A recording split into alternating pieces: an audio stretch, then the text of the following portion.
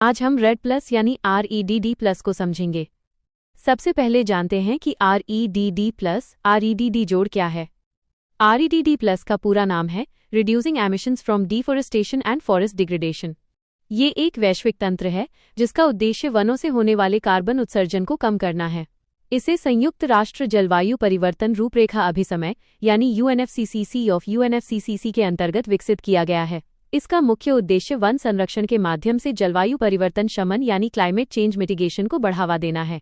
अब इसके मुख्य उद्देश्य समझते हैं।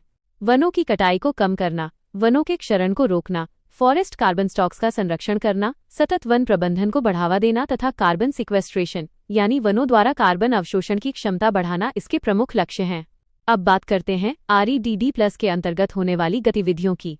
इसमें वन संरक्षण, वनीकरण, पुनर्वनीकरण, क्षतिग्रस्त वनों का पुनर्स्थापन, स्थानीय समुदायों की भागीदारी, सतत वन आधारित आजीविका तथा जैव विविधता संरक्षण जैसे कार्य शामिल हैं। इस कार्यक्रम का महत्व अत्यंत अधिक है। यह ग्रीन हाउस गैस उत्सर्जन को कम करता है, कार्बन सिंक बढ़ाता है, जैव विविधता और वन्यजीव आवासों की रक्षा करता है, वनों पर निर्भर और आदिवासी समुदायों की आजीविका को मजबूत करता है, इकोसिस्टम सर्विसेज को बेहतर बनाता है तथा देशों को नेट जीरो लक्ष्य प्राप्त करने में सहायता करता है। अब समझते हैं REDD प्लस फ्रेमवर्क। इसमें MRV सिस्टम यानी मेजरमेंट, रिपोर्टिंग एंड वेरिफिकेशन का उपयोग किया जाता है, जिससे कार्बन उत्सर्जन और वनों की स्थिति का वैज्ञानिक मूल्यांकन किया जाता है। इसके साथ नेशनल फॉरेस्ट मॉनिटरिंग सिस्टम, पारदर्शी कार्बन अकाउंटिंग, परफॉर्मेंस आधारित वित्तीय प्रोत्साहन तथा रिजल्ट्स आधारित भुगतान की व्यवस्था भी की जाती है। भारत UNFCCC के अंतर्गत REDD प्लस का समर्थन करता है। भारत विश्व के सबसे बड़े वन पुनर्स्थापन कार्यक्रमों में से एक चला रहा है। इसका ध्यान वन क्षेत्र बढ़ाने, सामुदायिक वन प्रबंधन तथा सतत आजीविका पर है।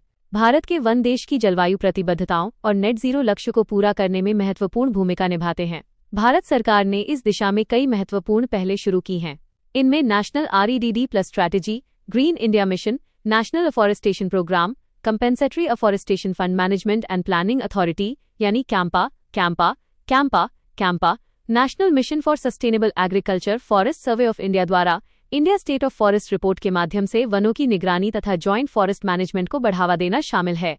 हालांकि कई चुनौतियां भी हैं, जैसे अवैध कटाई, वनाग्नि, अतिक्रमण, खनन और बुनियादी ढांचा परियोजनाएं, मानव वन्यजीव संघर्ष, वित्तीय संसाधनों की कमी, कार्बन मापन की सटीकता तथा विकास और संरक्षण के बीच संतुलन।